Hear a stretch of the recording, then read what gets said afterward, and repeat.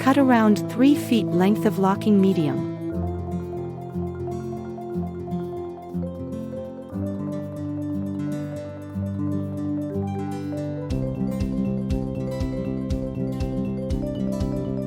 Insert one end of the locking medium thread through the locker hook.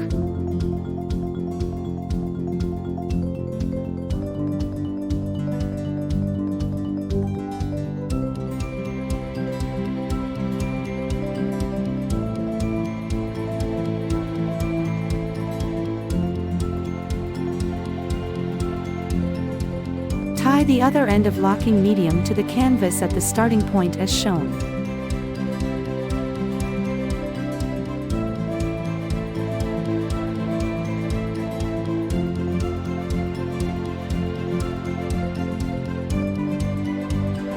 It is best to use not too long length of yard for the locking medium because it is faster and easier to pull smaller length.